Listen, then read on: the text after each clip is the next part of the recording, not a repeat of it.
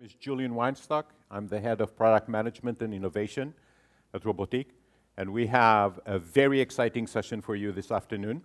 As you heard in the morning session, today we launched a new product called Insights, and for the next 45 to 50 minutes, we'll take a closer look at this product, including a demo.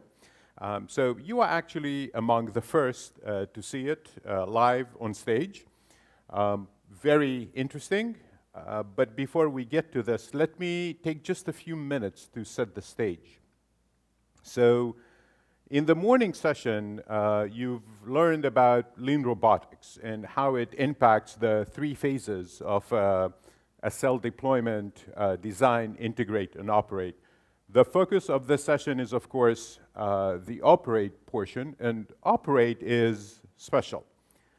It's special not because it is the focus of the session, but it is special because this is when manufacturers start reaping the benefits of their investment.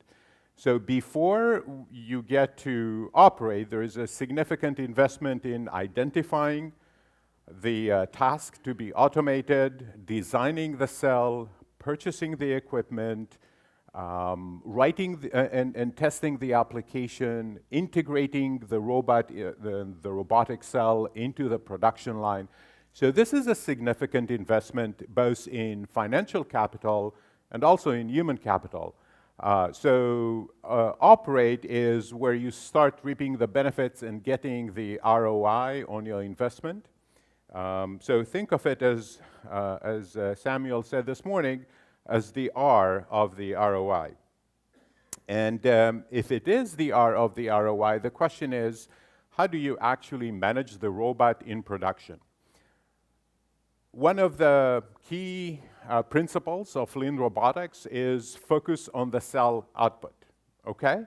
And the question is, what does it mean when you're in operation?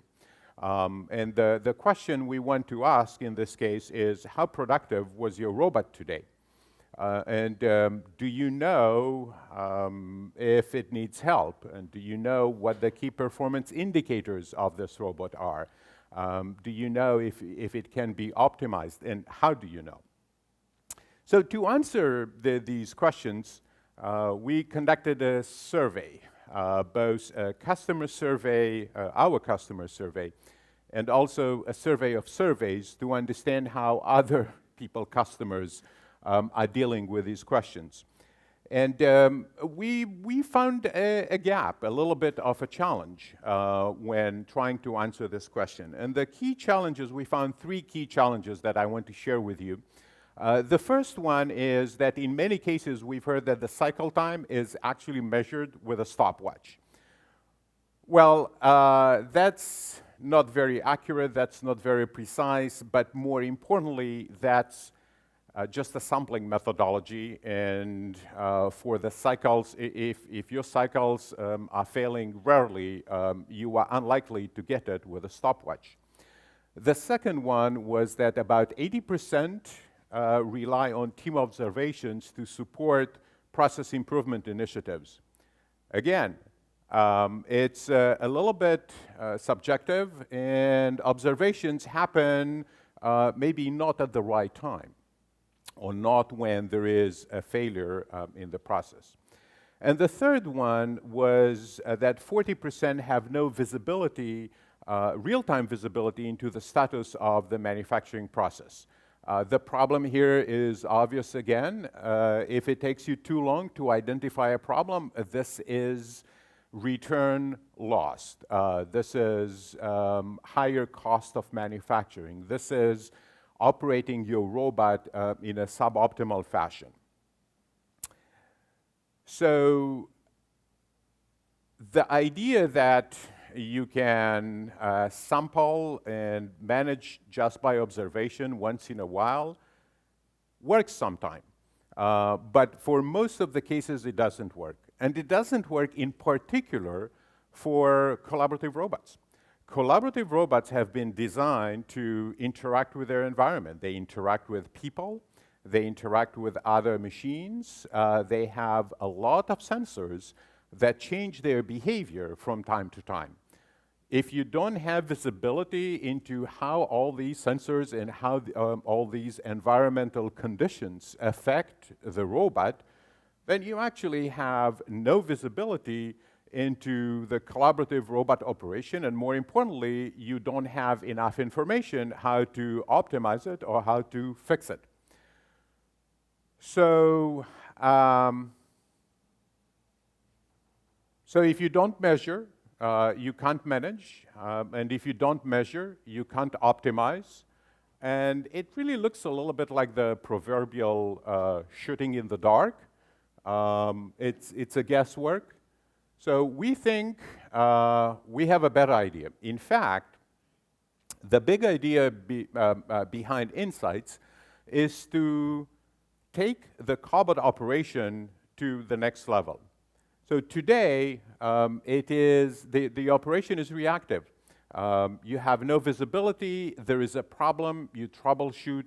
Of course, it takes time, the line is down. If there is a break, well, you need to fix it. It takes a long time to get new parts. It takes a long time, perhaps, to secure a professional who is able to do that.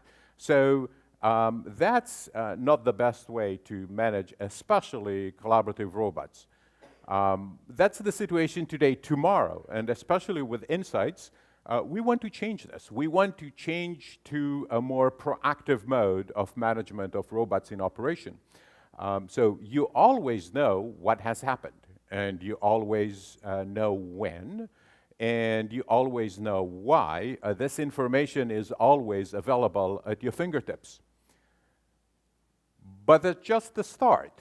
After that, we think in the future, it can be predictive in the sense that you will know what could happen, when, and with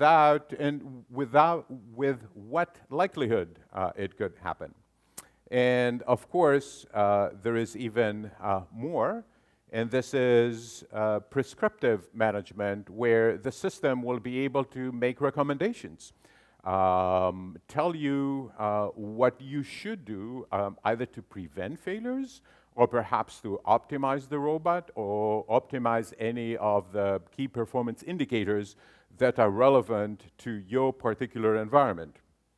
And perhaps even tell you, if you don't do that, what is the risk? So to enable all this progression from reactive to proactive, predictive, and prescriptive, the only thing you need is a framework that provides advanced monitoring, diagnostics, and analytical capabilities. And that's exactly what we have done with Insights. So introducing Insights, finally, after all this introduction, it is a product to monitor, analyze, and optimize your robot to improve productivity and quality and reduce cost. So that's the brief and short description of it. Let's double click on it for just a second and see what it means. So monitor the robot in real time. It means you have transparency on the cell's key events over time. And when we get to the demo, you'll see what it means. But the key word here is cell. So it is not just the robot, it is the entire cell. If your robot is connected to a machine in machine tending, if it is connected to a line, in pick-and-place application, if it interacts with the environment, as all collaborative robots typically interact with the environment, then you have a comprehensive view of the entire cell, and this is critical. Then the ability to continuously analyze the performance, and the continuous part here goes to the fact that because of the interaction with the environment, there are some behaviors that are not repeatable. They happen only in very specific interactions. So it is not really like a well-controlled environment. It is collaborative robots typically work in semi-structured environment or entirely unstructured environment, and the interactions with the environment are unpredictable. So the ability to continuously capture the information and analyze the data, both in terms of performance and in terms of providing diagnostics and in terms of providing alerts, is critical for this capability. And of course, all this is toward one end, and this is to optimize the operation. And to do that, you need to measure the key performance indicators. So why does it matter? And to whom?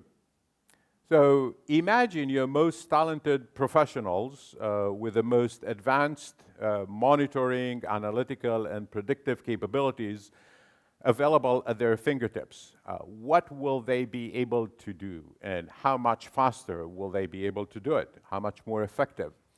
So for manufacturing engineers, they'll be able to improve quality and yield, remove time wasted from the process, and increase the efficiency in general. But it's not just for manufacturing engineers. It is also for automation engineers or application developers who, armed with this information, will be able to reduce the cycle time, diagnose and fix failures, and optimize the robot operation in general. And there is one more audience which could benefit from all this abundance of information, and this is the management, the production management stuff. They can reduce operational costs, increase the quality, and boost productivity in general. So the question is, how does it really work? How do we do it? So what I'd like to do is to show you or talk about 4 main features that we have in the product, and then go to the demo and show you live how this shows up in the product. So the first one is the robot dashboard. And in the robot dashboard, you get real-time monitoring of your robot status. So the status can be any of the well-known states of the robot, can be idle, running, in fault, etc. The second one is, of course, you get a view of the entire production line at a glance. So if you have one robot, you'll see one robot. If you have 6, you'll see 6, and so on and so forth. But everything is in one place, and you get a comprehensive picture of your production line. And finally, you can, of course, see the identifier of the robot, which robot this is, and what program this robot is running. So that's the dashboard. Then we have the performance timeline. And in the performance timeline, you can see all the key performance indicators that are relevant to you. It could be cycles, it could be cycle time, it could be utilization, efficiency, wait time, whatever is relevant for your process. And these KPIs are, of course, configurable. But not only the KPI themselves, but the time scale in which these KPIs are available is also configurable. So you can see your KPIs on a minute-by-minute basis, or hourly, or daily, or weekly, or monthly. We'll get to years in a year from now. But the point is that you can see your performance at any time scale. And finally, diagnostics. So if you notice, there are some red alerts in some places. They mean that there was a robot fault, and the description of the fault appears here with a time. So in this case, I'm not sure everyone can see, but this is an emergency stop, and you have a detailed description of the time period in which the emergency stop was activated. So that's performance timeline. The next one is notification. So the performance timeline is a dashboard available on the web. You log in, and you get to see all this wealth of information. But sometimes you cannot log in, or you don't have time to log in. and you would prefer, in fact, to have this information sent to you. So we can send you performance reports to your inbox. You can configure the time period and get the performance reports in your time box. You can see an example on the screen. The second is real-time alerts. In some cases, you want to know immediately if something has happened, especially if this is a fault. This is something that will need your immediate attention. And for that, we provide on-demand push notification, again, configurable, be it an emergency stop, a protective stop, waiting too long, being idle too long.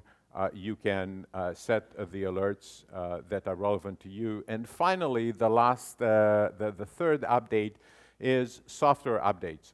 So as we make new software available, you may want to know and be aware of it. So we'll notify you of new releases and, of course, what they include.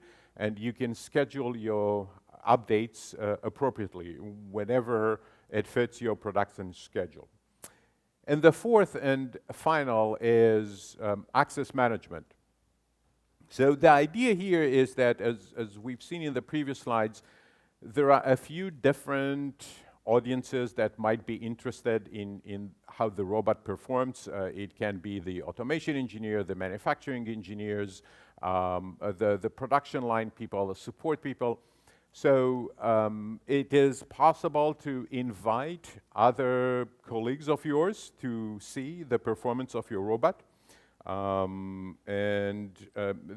These could be either internal to your organization or external. It may be partners, distributors, experts who could possibly help you identify what can be optimized and how in your production. So you have full control over this access. As you can invite people, you can revoke their access as well. And finally, transfer ownership of a robot. So when you connect a robot to this, and we'll see during the demo, it's an easy process to connect the robot to the dashboard. But sometimes you need to transfer ownership of this robot to perhaps someone else. So after the design and integrate phase, maybe you need to transfer it to an operation support team, or perhaps the quality control team, or whoever is responsible to take care of this robot in operation. You can transfer the ownership and therefore also the rights to give access or revoke access to other team members. So these are the four main features, and we'll go to the demo and show you how it shows live on the product. For the demo, let me invite my friend Nicolas Lozier to the stage to help me with the demo.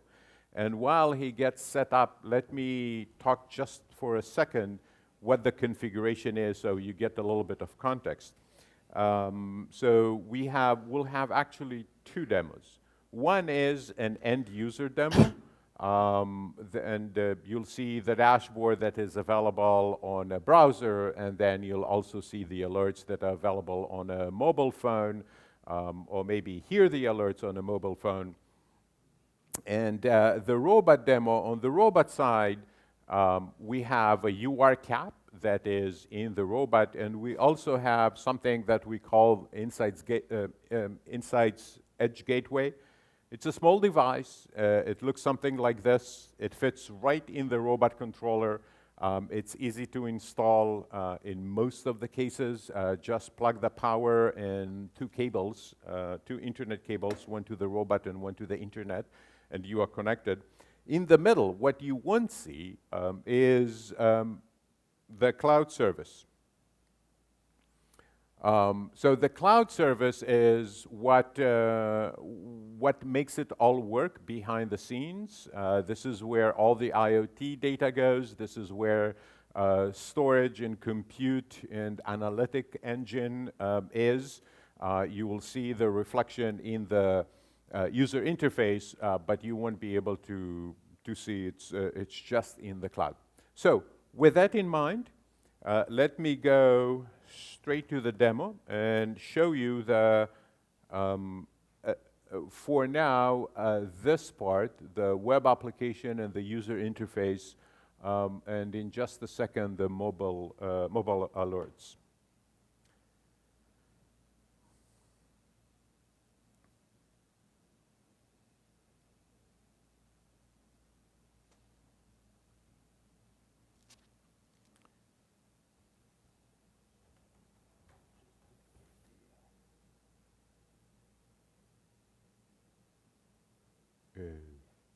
Okay. All right. Much better. So when you log in,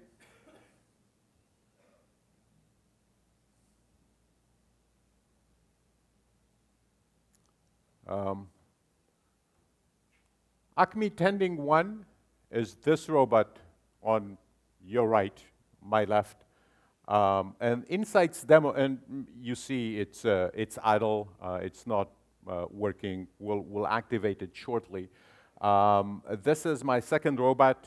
That's a demo robot. It's back at the headquarters. There is nothing to see, just this one you can physically see here.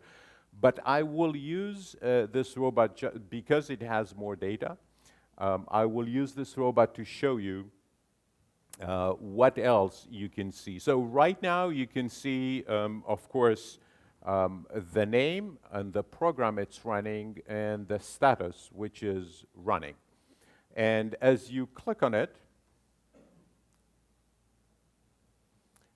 you'll be able to see the daily view, but let's move to the monthly view. So we'll zoom out a little bit. And that's the monthly view of this robot. What you can see here is the KPIs. So these are the number of cycles performed during this month.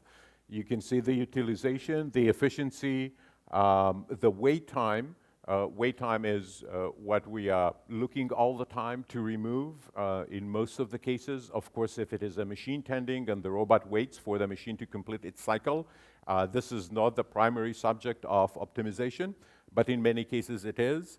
And then you get a much more detailed view of it on a day-by-day basis right here. So between the 11th and the 10th of September. Of course, when you click on each one of them, you get to see the details behind those ones. So you can see the utilization on a day-by-day basis, the efficiency on a day-by-day basis, and the wait time on a day-by-day basis. But let's take a look at what happened on the 8th. And you can see an alert here, which means that there was a fault. And the question is, what's with this fault? You can click on it, think of it as a drill down, and when you click on it, you'll see a more detailed view of what happened on September 8th. So now you get to see the September 8th timeline on an hour-by-hour basis, and you see that the fault happened at, what is this, sometime between 8 and 9 a.m. So when you click on it again, you will actually get to see the reason. You'll notice that there is a safeguard stop that was effective between 8:10 to 8:24, followed by an emergency stop effective 8:25 to 8:30. So that's one of the diagnostics we provide, what fault the robot faced and for what period of time. And then again, for the same hour, for the 8 to 9 a.m., you can see on a minute-by-minute basis what were the KPI, the cycles completed, the utilization, the efficiency, and the wait time. So that's one thing I wanted to show you. The other thing I wanted to show you is perhaps how to optimize a program and what kind of information is available in the system to optimize some of your programs. So let's take a look at September 7th. We didn't have any exceptions there. You can see again, the performance of that day. It's 1,600 and change cycles. Reasonable utilization, efficiency could have been better. Let's look at maybe 7. The color, I didn't mention, but the color is an indication of the program. So you've seen multiple colors. It means it ran multiple different programs. And when we go to the efficiency, we see that there is a suspicious dip in efficiency at 7:35.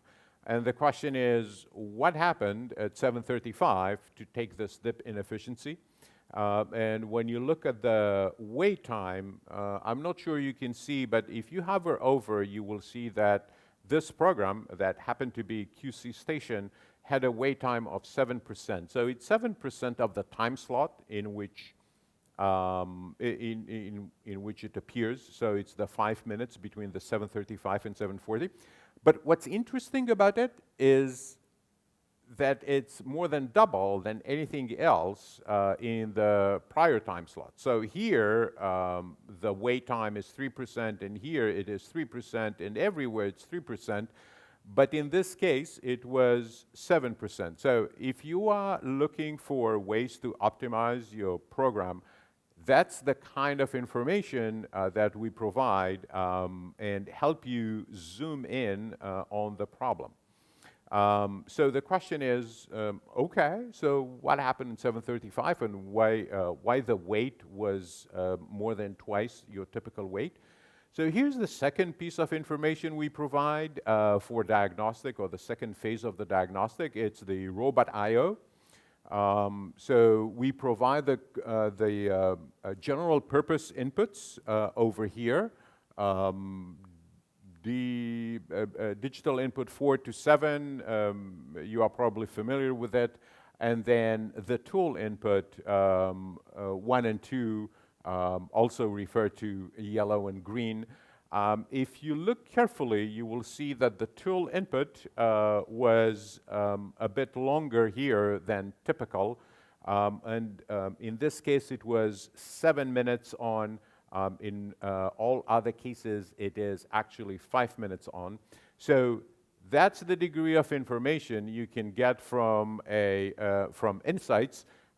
2 minutes late for the tool input. What does it mean? Of course, it depends on your process. It depends on what the tool is and what the tool does. But the relevant piece of information is that only for this time slot, the tool took 2 minutes longer to provide its digital input. So that's what I wanted to show you in terms of the demo robot. Let's go back to the dashboard. And let's see if we can persuade Acme to do something useful. Do you think you can persuade him? I can probably do. Okay. Yep. Just place back the robot to its initial position and start its program. So it simulates a pick and place or machine tending application. Of course, there's no real part there, but going in the machine, waiting a little, picking the part again and placing it on the table. So a really simple program. And this loop or this cycle, when it's done, it is counted as a cycle in the system. That's right. And you saw that the real-time change of state. It was idle and it changed in real time. We can take a look and see what the report is. So we activated at 2:05, and you can see that it performed 1 cycle. And as it performs more and more, it will update it. And you can also see that there was a emergency stop active at 1:10 when we prepared for the session starting at 1:30. The other, so we can, again, zoom out and see what this robot has done. It's a demo robot. It hasn't done a lot today. So let's go to the dashboard and see what happens in case of a fault. So can you generate a fault? This will be the e-stop. So if I just press the kill switch, you can see that it takes just 1 or 2 seconds. It's updated in the system.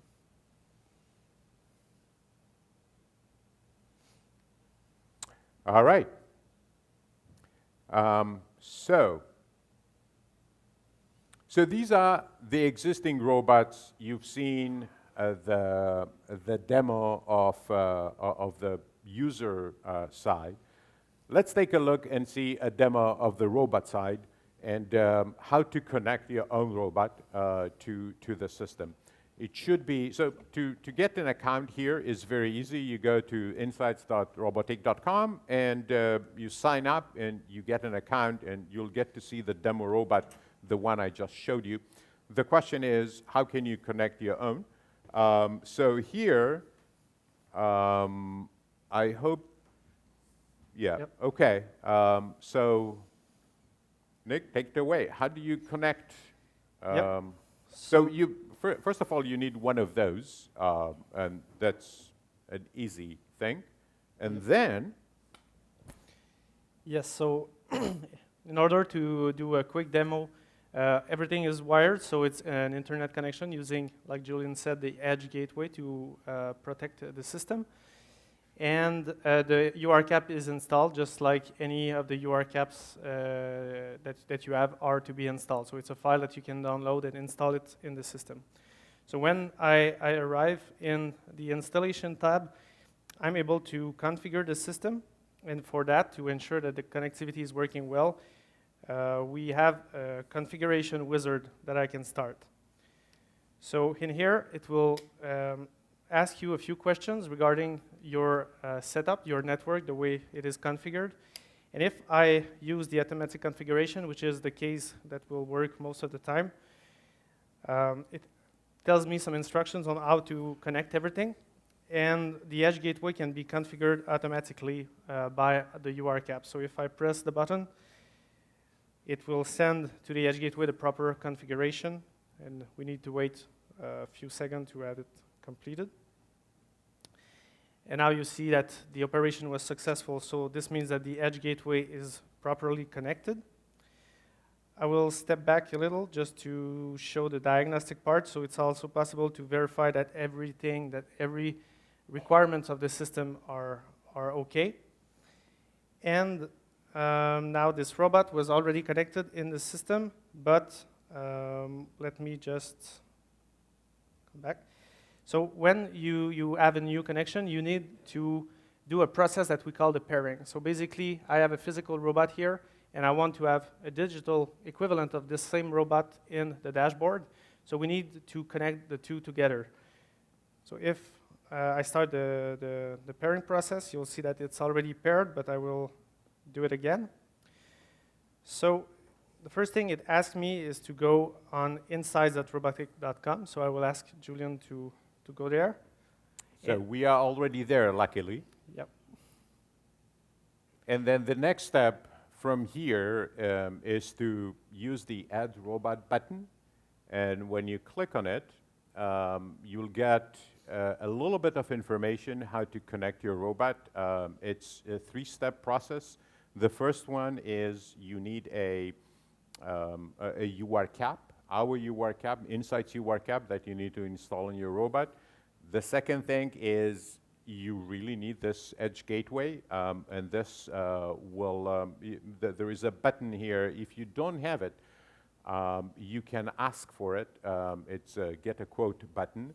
And then once you have these 2 components, that everything becomes easier. You go to pair. When you start pairing, it will ask you a few basic questions about your robot. The most important one is what's the serial number of the robot. But let's give it a name first, and let's assume that this is Acme Demo 2. And the serial number is, and the serial number is actually available on the Teach pendant. 2017. Yeah, 332179. Yep. All right, and this is a UR3 by its own declaration, and then the workplace. We need to know where this robot is working. So let's assume it is Quebec for this example. Quebec, Canada.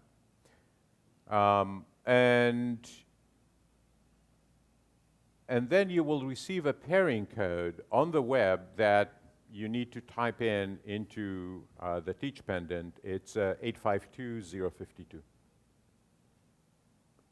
So think of it as a Bluetooth kind of connectivity. You need an identifier of the robot, which is the robot serial number, and then you get a pin, and you put the pin on the Teach pendant, and that's the connection, as easy as a Bluetooth connection. And now you can see the robot showing up on your dashboard just like the other ones. And of course, it is idle. Can we make it do something? Sure. So as you can see, the configuration was successful, as you can see on the Teach pendant display.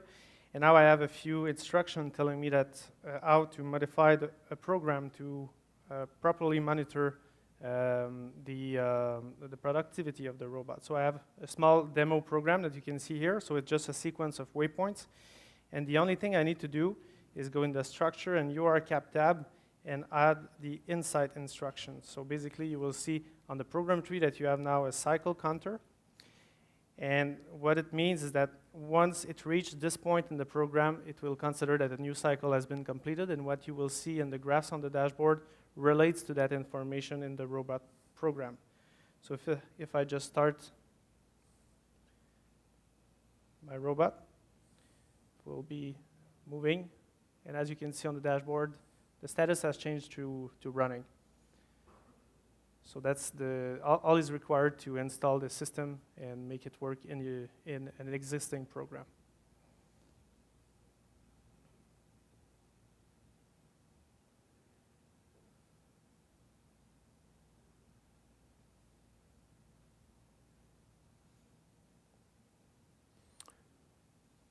So as soon as it is connected, it starts counting cycles. So you can see it already counted 3. So that's what I wanted to show you for the demo. Now, I suspect that you have some questions related to everything you've heard.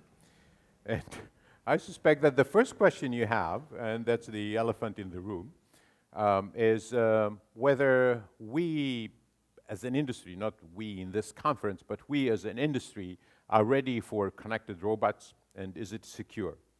So I'll give you the short answer, and then I'll tell you why. So the short answer is yes and yes, but let me tell you why. So many of our customers are already connected in the sense that the robot is connected to the internet. Now, granted, these are the early adopters. And granted, the vast majority of the mainstream is not connected. And they are not connected for 2 reasons. The first reason is perhaps there was no reason to connect, no benefit to connect. The second reason is, let's recognize it, is concerns about security. And the idea that, well, if we don't connect it, it is secure. So it's not secure if it is not connected. Let's make it very clear. That's a fallacy. If you want it to be secure, you need to pay attention to security, and you need to have security controls. Just by the mere fact that you don't connect it to the internet, you just change the type of security threats that apply. And clearly, when connected to the internet, you expand the number of security threats. But the fact that you are not connected doesn't immediately give you security. You still need to pay attention to security. But the point I wanted to make is whether we expect the mainstream to start adopting the connectivity and connecting robots to the internet. And to do that, I want to use an analogy. And I want to use an analogy that should be familiar to most of us here, most of us in collaborative robots. Because just like digital isolation doesn't mean security, we lived through a transition recently where not too long ago we thought that physical isolation means security. Not only that, we thought that only physical isolation means security. And I'm sorry, not security, safety. So we thought that physical isolation and putting the robots behind bars, so to speak, this is the only way to provide safety. And when the collaborative robots came along, they showed that there is another way to provide safety, and you can provide safety by design and by control. And not only you can do that, but you can get significant benefits from the fact that you don't need the physical separation. So my expectation is that the same dynamic will happen with security. So right now, many think that digital isolation is the only way to provide security. And we think that over time, many will come to realize that it is possible to provide security by design and by control, just the same way it was possible to provide safety by design and by control.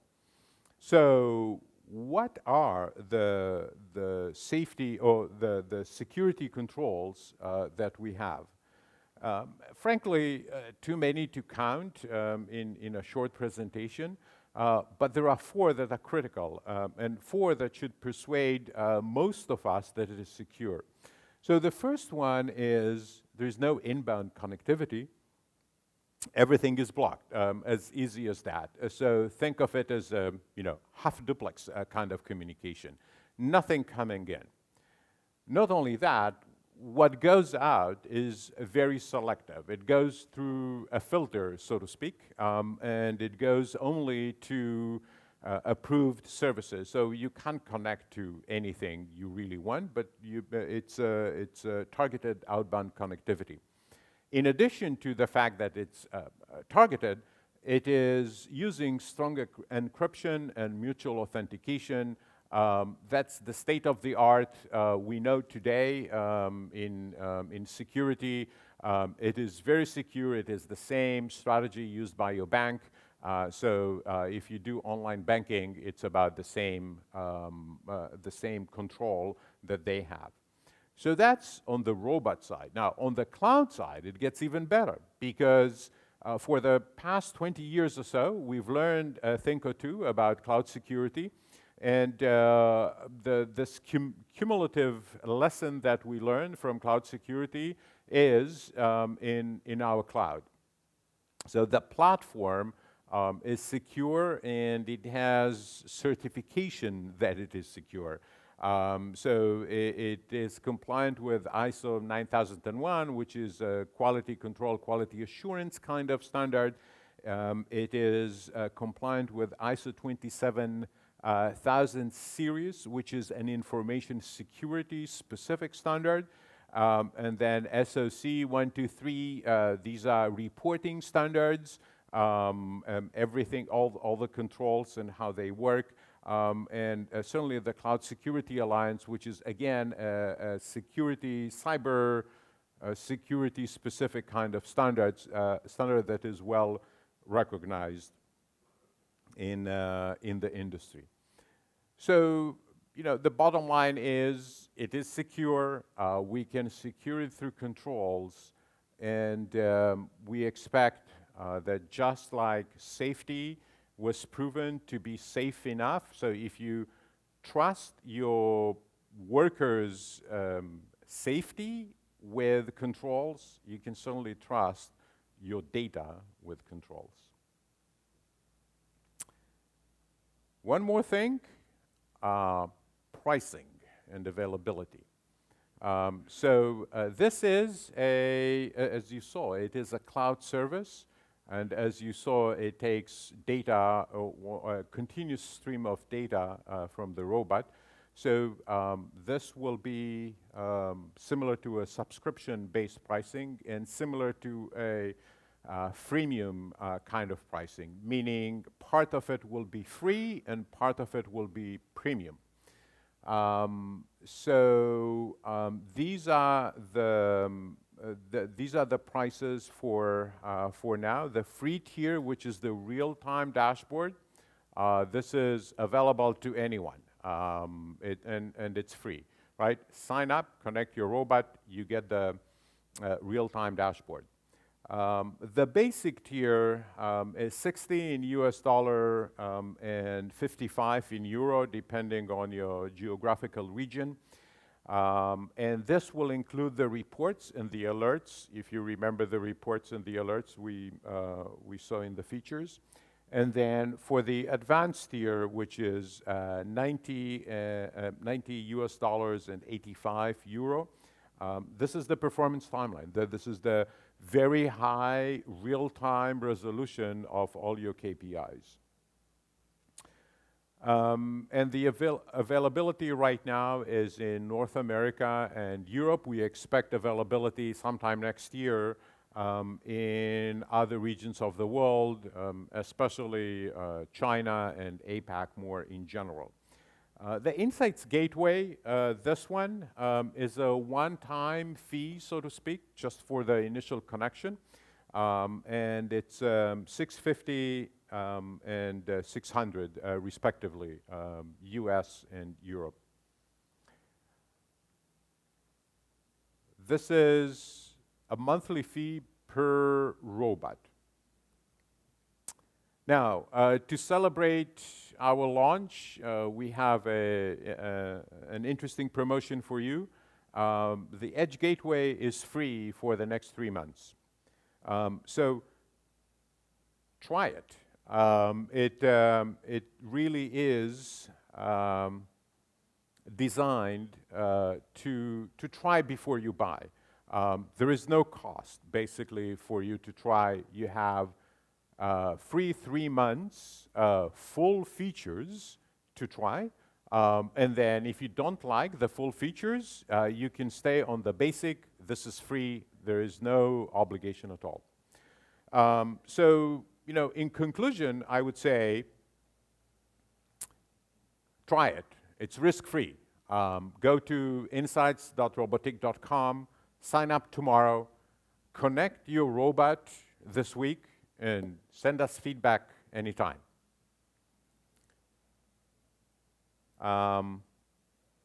Just a shameless plug. Where else can you see Insights in the conference? Tomorrow, if you are in the Tech Challenge track, well, you'll spend quality time with a product. You'll receive invitations to the dashboard, and you'll work with it most of the time tomorrow. Then if you are on the more sales, business and sales track, 10:30 we'll have a beta customer panel that will talk specifically about Insights, and then 11:15 Insights business model for partners. This is for our partners, for distributors. It's a limited kind of session. And then Wednesday at 9, you'll hear about Insights in the product roadmap. And with that in mind, I'd like to open it to questions. I think we have not too long, but we still have a few minutes for questions. Yes, sir. There's a question here.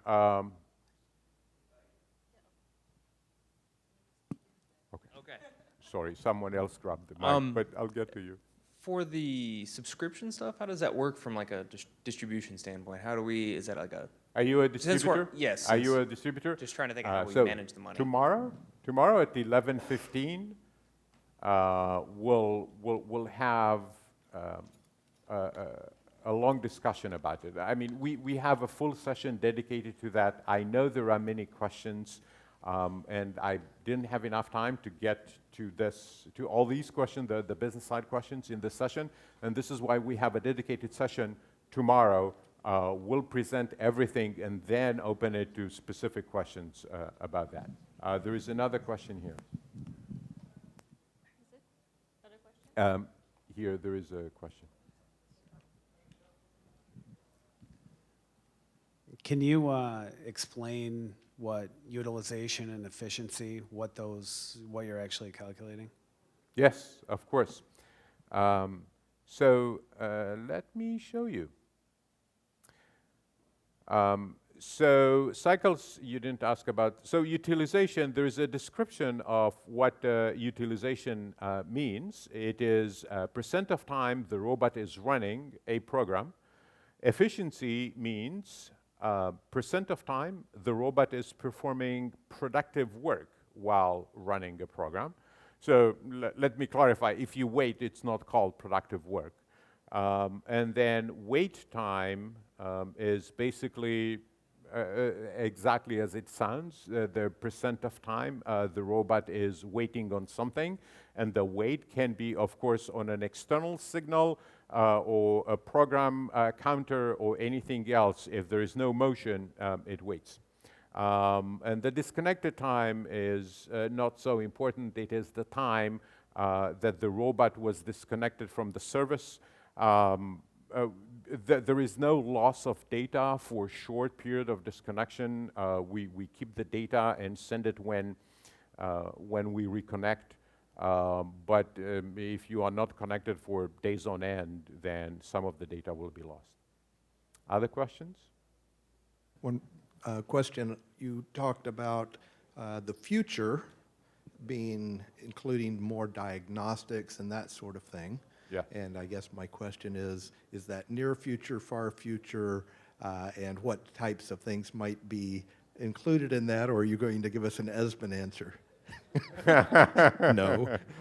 Well, not Esmond quite, but not very different from his. So there is a roadmap session on Wednesday.